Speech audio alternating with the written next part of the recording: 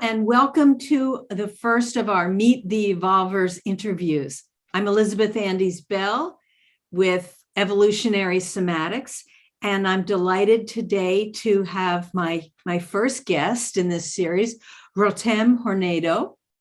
Hi, Rotem. Hi, how are you, Elizabeth? Good. Very happy to be here. I'm thrilled to have you. What I wanted to say is that these interviews are really a series of talks with change makers, people who are changing culture, and they're doing it by using a combination of the fundamental principles of nature's design, and they're applying them to their discipline. Now, those three principles really are the architecture that underlies all of organic life.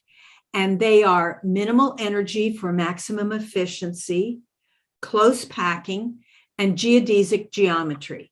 And as we go on in these series, we'll circle back to those things and talk about them in more detail.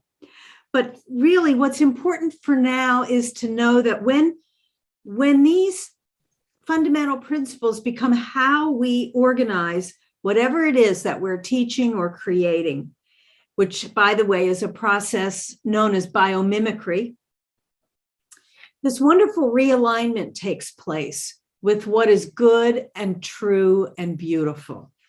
And that realignment creates this emergence of innovation, creativity, and new cultural beliefs.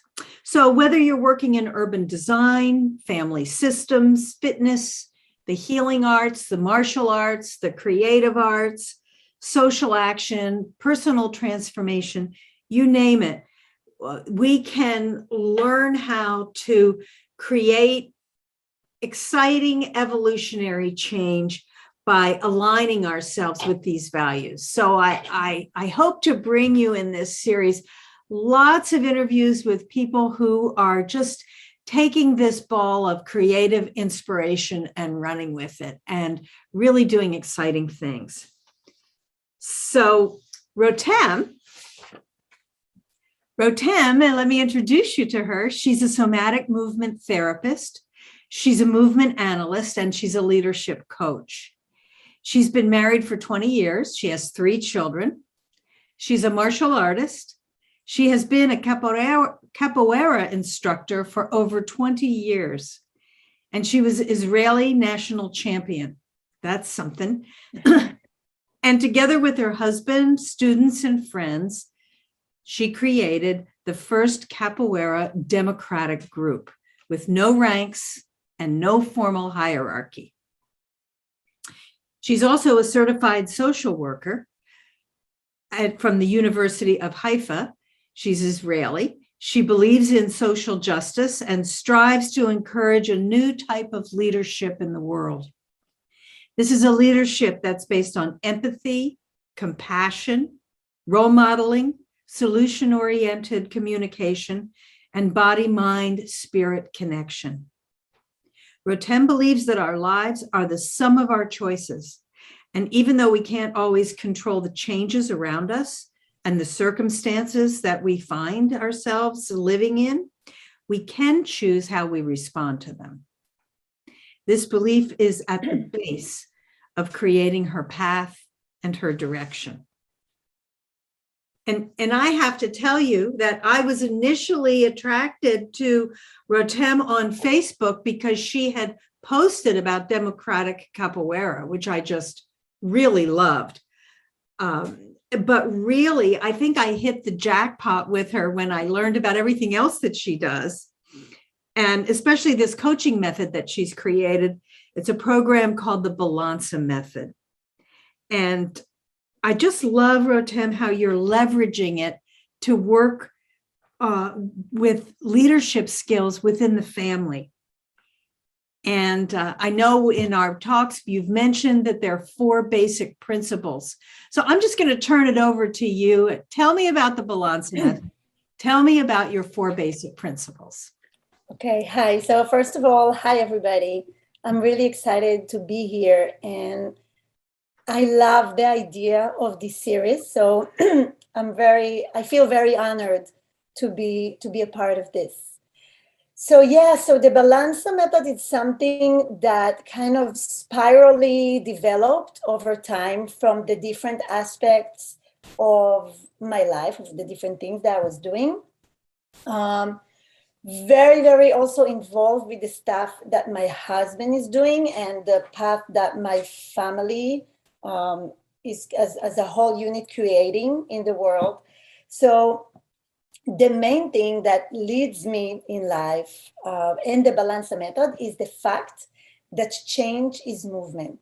So when people talk to me about leadership, either they want to become leaders at their workplace, or if they're independent and they have people working for them, if they want to move up, if they're already in a management position, but they feel like they're either not respected, people are not listening to them, and they have to make a change, right? They have to make some kind of a transition to become the kind of leaders that they want to be. But when you talk about transition is change, and change is very scary because change forces us to make a decision. We have to either take an action or not take an action, but either way, it's a decision that we have to make. And we learned since we were very little that once we choose something, we have to let go of something else, right? Our parents takes us to buy ice cream, we choose vanilla, then we give up the chocolate ice cream. So change can be very scary, but the way I see it, the way I grew to learn it through my journey through movement analysis, Lavender Taniev movement analysis, and all the somatic work, is to understand that change is movement. So if I tell you to take your hand and put it right here on your right side, okay? So if you do that, your hand is on the right side, yeah? And now I tell you, okay, move your hand to the other side of your body. So now my hand is on the other side of my body. What did I do? I moved it, right? I changed its location.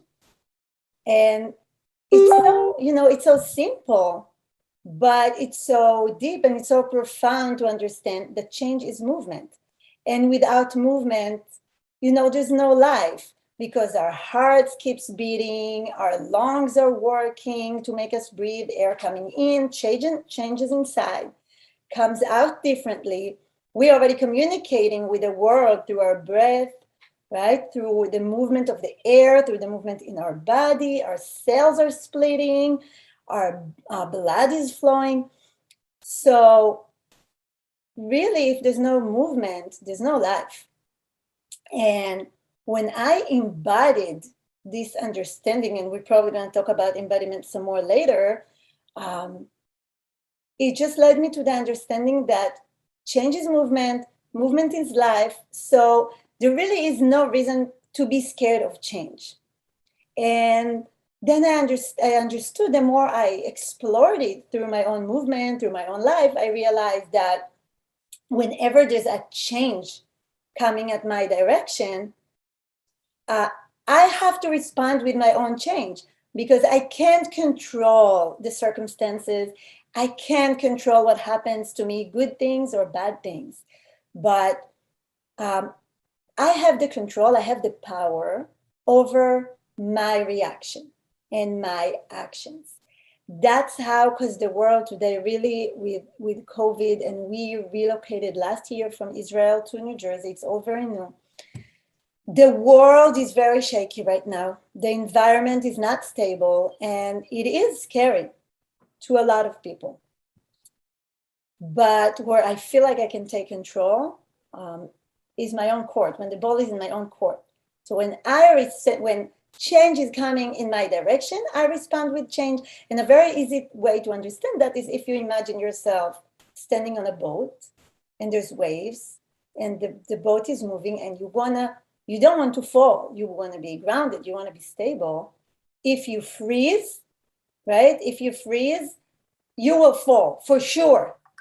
But if you put in your own movement, you let your hips go, you let your knees go, you breathe in, you breathe out, You make your own change and respond to change. And that's when you can get stable and you can create your own movement. So it's kind of like a circle, and I can keep talking about it like forever, but so it's very exciting. And and you can see that this is my life motto. Oh, it's opposite, but it says own the change. Oh, good. That's my life motto. And I drink coffee in this every morning when I write my gratitude, and that helps me. It helps me remember that. Yeah, yeah. Getting back to your boat analogy, I love that because what you're doing in saying the waves are coming and you move your hips instead of freezing and recoiling is that this is really the epitome of what happens in our fascia. I'm so obsessed with fascia lately. Yes, it's a big obsession of mine as well. But we are built to adapt to constantly changing circumstances, and it's our superpower. And there is that initial resistance to a pattern being interrupted. We are creatures of pattern, and that has its pluses and its minuses for us. But, this simple little idea of when something is starting to change and you're feeling yourself kind of going into a resistance against it, to get into your body, to move a little bit, to find that wave-like movement, to find the breath, changes your emotion and your mind. It puts you in a state of feeling like you can deal with whatever is coming your way. Exactly. And it can be small and it can be big, but so that will lead me, directly to another one of the, the fundamentals of the balance method, which is the whole. Well, I didn't make it up. The whole is more than the sum of its part. Everybody probably heard that sentence before, but where it comes very strong for me, and very strong in the Laban-Bartenieff movement analysis system, is that you don't have to change the whole. Let's say I have a client coming to me with something really big, like a really big issue that he can't create the change or that he or she wants, and they don't even know where to start. It's very overwhelming to go and start to change the whole. It's sometimes even impossible. So what do? We start gradually. We change something small, right? And once we change it, it changes the whole. And a very easy way to understand that is when we see somebody coming towards us, somebody that we never met before, we don't see them as, eyebrows, eyes, cheeks, mouth, nose. No, we already perceive them as a whole package. And not only that, we already have an opinion about them because of, our past, our baggage. That's how we analyze them. And when you and me see somebody comes, we're not going to see them the same way. We're not going to have the same opinion about them. We're going to see a whole different package. And that's the whole. Like, we don't see the details. But if I take that person, and we just shave their eyebrows, for example, we might get a completely different picture of that person, yeah. Right? So usually when somebody comes to work with me, I will usually start with breathing, because this is I feel like this is, from my experience, the most responsive pattern to change. And once I help a client change the phrasing and the pattern of breathing, it starts changing the whole. So I have a good example about that. I had this client, he didn't come to me to change something that has to do with leadership, that has to do, with emotional therapy. He had a back problem. And I gave him some simple exercise to do. And he specifically came to me to deal with physical pain. And I asked him that when he does the movement, he just had to lift his leg up very gently, to breathe out, to exhale through the process of lifting his leg up. I was even helping him lift his leg up. And everything that he did, all the exercise that he did, he would go like that, like explosive, exhale really fast, let all the air out. And he didn't have enough air, he didn't have enough resources to complete the action that he was trying to complete. So we've just worked on that, because I explained to him about breath support and how it can help him walk and how it can help him get up and, and deal with the pain through breathing, through guided imagination of breathing. And after a few meetings, I got to know him better, and we were talking about, and we realized that at work, he has projects, and he go right into those projects. He starts, he put everything into it. And a little bit after the beginning, he's done. He's so tired. He's out. He ran out of emotional resources. He even exhausted his colleagues and his team members' emotional resources, because he goes in so fast without planning, just putting all of it inside. And as it was really easy for him to identify that pattern through his breathing pattern. So it wouldn't make any sense for me to go tell him, okay, now do the project differently at work, because he wouldn't know how to do that. Later, I can give him, I don't think it's going to be, specifically for this interview, but I also work, with managers learning how to manage things in a different way, but it wouldn't do any good because he wasn't there yet.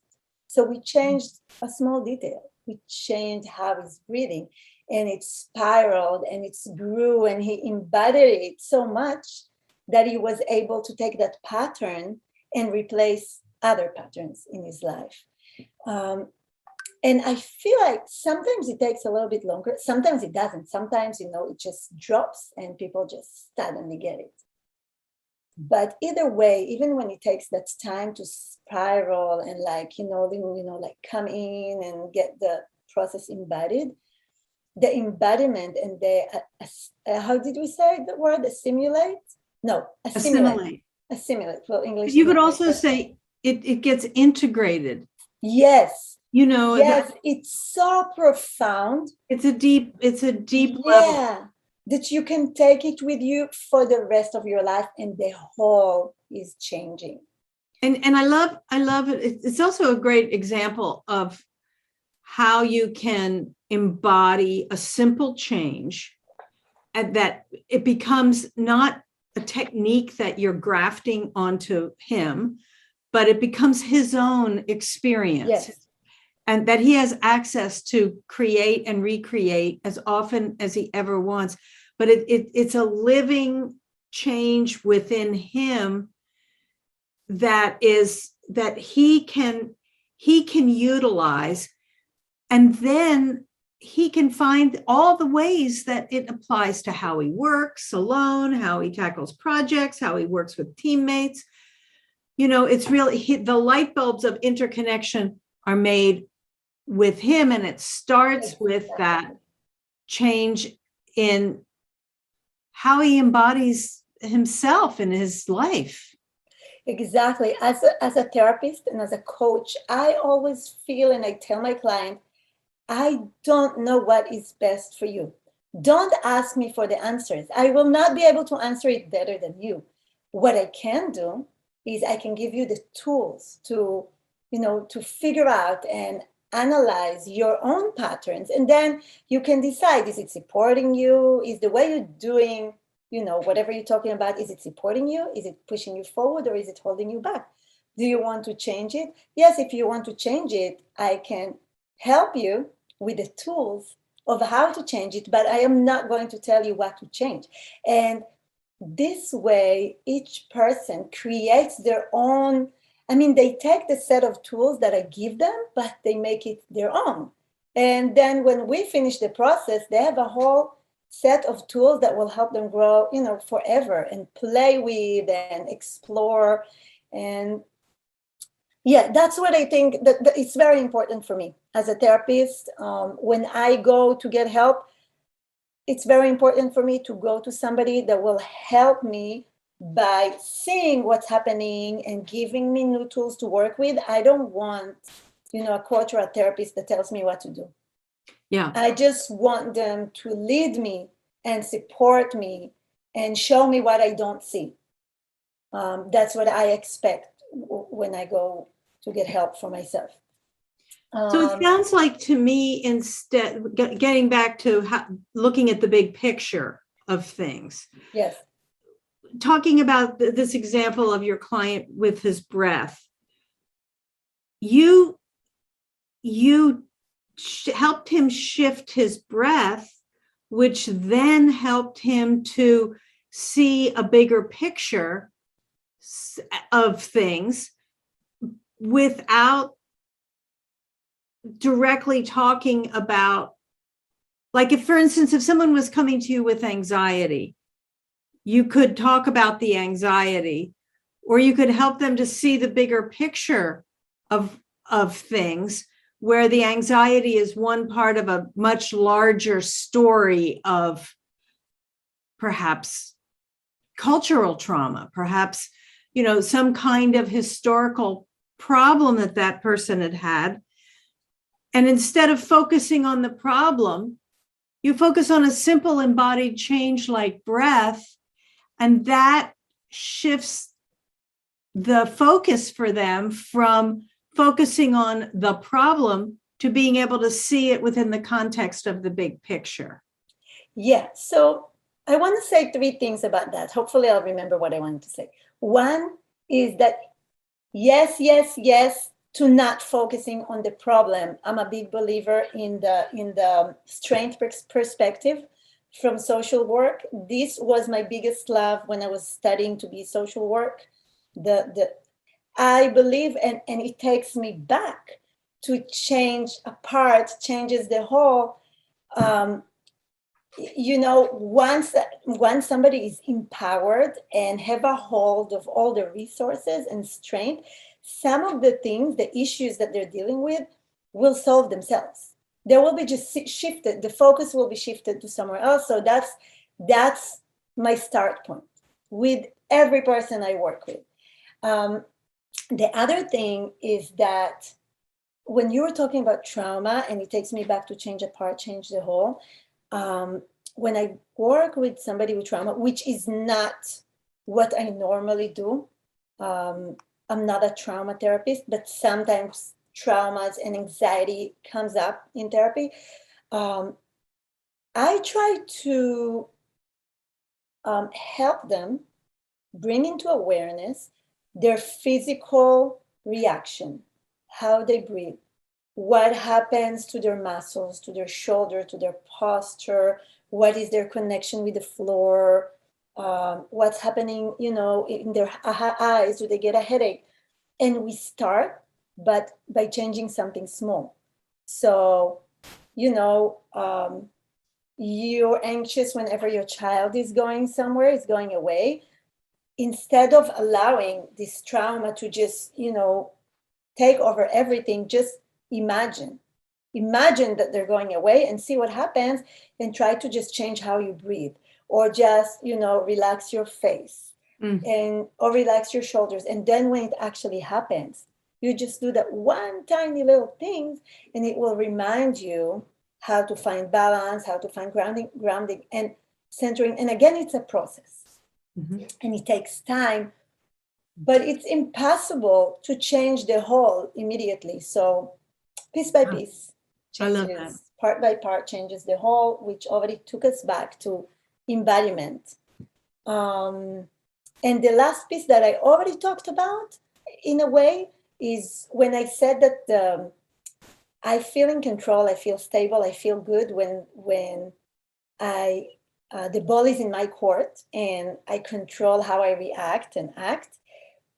I think one thing that is really scary for people with making choices is to be accountable and responsible to the choices that they make.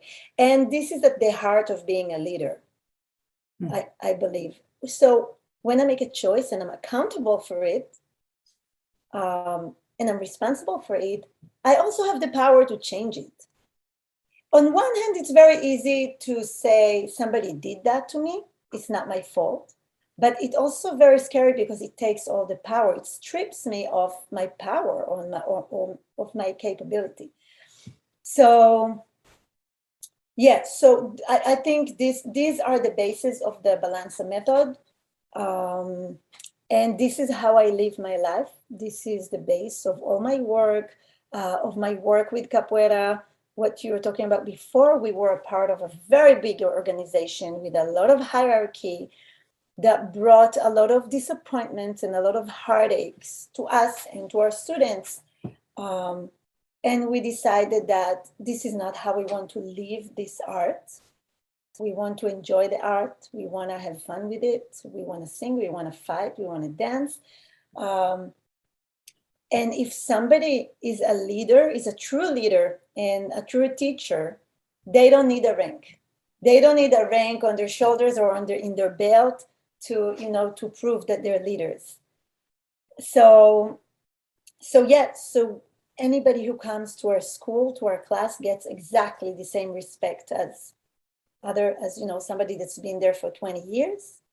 And that's how we want to live our lives, both me and my husband. And it's still a process because there is no sample of that. We don't know anybody that did that before.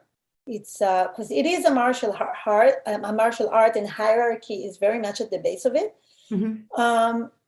But it's time for a change, and I hope that more people will go, in that direction. I think that that will happen. If you come into a democratic capoeira class and you feel accepted as a newbie with people who have been around for 20 years who are not looking their nose down at you, mm-hmm. but they're accepting of you, and you feel like you're welcomed in, mm-hmm. then you're going to have people.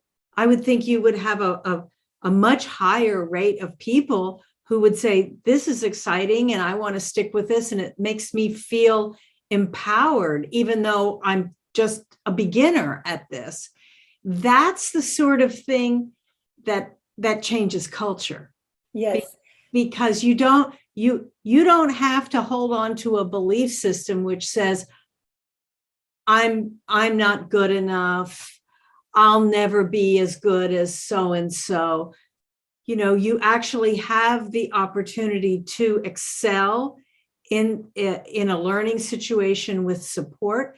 That's the sort of thing that, even if you had somebody who was never able to really get it, but they were still valued as a human being within this community, that right there is enough to change culture. Yeah, and I just wanted to say one more thing about empathy, that I feel like there's lack of it in the world. I feel like if we were going to be more embodied and more connected to our body, we will all be more empathetic. And this is why I work with kids through Capoeira. I work with parents. I do courses for parents. I work one-on-one. And I'm not working in the traditional way that, tell the parents what to do when the kids have a tantrum, or if the kid doesn't want to go to school, or star systems. I'm not saying, I'm not putting them away like they're not important. I'm just saying that I'm trying to help people raise the next generation of empathetic leaders, help their children be more in their body, more empathetic, with more compassion, by being role models themselves. So this is basically what I'm trying to do with my parents' courses. And like you said before, the tools are I give them the tools, I give them the support, but they create their own style of being parents, because it's not, one way fit all. We're all different. Our parenting is different. We're different people. Our children are different. So, so for now, this is my main focus. This is the little that I can do in the world right now where I am. So this is what I'm doing. I'm trying to create, to help raise more empathetic people. That's my thing right now. Beautiful. Those lucky kids whose parents are learning this from you. Well, actually, I'm hoping that the parents will be learning that from me. I worked with kids for over 20 years, and the parents to bring that to their children. Teachers bring that to their to their students, and that's where that's where I want to go. That's what I'm doing. That's wonderful. Thank you. Well, give us some tips, like, because you're so good at how do you communicate with respect? You're a parent, you're a busy parent, your kid is giving you a hard time. It's so easy to get impatient. It's so easy to, revert back to the ways that your parents might have treated you when you were a kid. Sometimes we just have these kind of knee-jerk parental responses. I know from my own experience, sometimes when I was raising my kids, I would hear stuff come out of my mouth that I could not believe that I had just said. So if you don't mind, would you mind giving us like some Sure. examples of how you teach empathy, leadership, respect? Sure. I'll just say that only yesterday I said to my husband, I sound more and more like my mom every day. But that's okay, because I love my mom and she's awesome. So. But when I grew up, and a lot of us grew up, the expectation was that the parent will say, go get me this, and you go. Or go to the supermarket to pick up whatever, put your jacket on, and you do what they tell you, right? But the children today, they have so much information. They're I'm not going to say smart, but more, there's so much information so that they feel like they're really smart and they know everything. So it's not going to work. Whatever we did before is not going to work. And the way I see it, I am never going to talk to my child in a way that I wouldn't let somebody else talk to them. So if I can't talk to them with respect, I'll go to the side, I'll take a deep breath, and I'll come back. Because I don't want them to talk to me or to anybody else in that way. So I need to role model how I want them to speak. So let's give the example about the jacket, right? If I will tell my daughter, if it rains outside, it's really cold, I will tell my daughter, put on your jacket. She'll go like, why? Or I don't feel like it. I don't want to, right? But if I tell her, it's really cold outside, please put the jacket on so you don't get sick, I'm not gonna hear another word, because I treat her with respect. I give her reason why she understands, and I push her to a specific action. So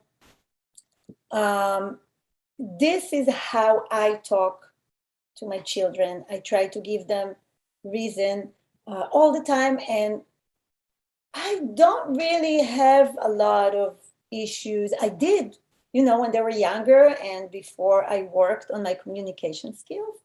And we practice a lot with parents. I practice what's called solution-oriented phrasing. For example, I have this cup of coffee, okay? I prefer not to say, I don't have enough coffee, or I ran out of coffee, because it emphasizes the negative. It emphasizes what I don't have. Instead, I will say, I need more coffee in this cup, because this way I phrase it in positively, and it pushes solution oriented. I already have a solution. I need to put more coffee in it. And it pushes me to action because I know what I need to do. I need to go and I need to get more coffee. So, it takes practice. I practice all the time. Sometimes I get angry. Sometimes I get anxious. But then I take a step back. And this is the best, most important tip that I can give anybody, parents or anybody. Physically, take a step back. You'll get the big picture. Once you get the big picture, in Lab and Bertaniyev, it's called broad space, right? Your breath automatically changes. It's scientific. You take a big breath, a deep breath, you relax, and you can come back different. So beautiful. Yeah, and it takes practice, of course, like everything else. Yeah. Just practice. Yeah. So nice. So exciting. I love hearing about all the things that you're doing. I just want to mention that we'll have your contact information in the closing credits here. So if people want to reach out to you to get specifics, they can do that. Awesome. Yeah. Yes, and I really want to thank you for inviting me, because I feel like it's going to be a super important series. So I'm really happy to be a part of it. And I know we're going to do a lot more things together, because it's just super fun. Thank you. Thank you so much. Take care. You too. We will talk again. Bye. Bye.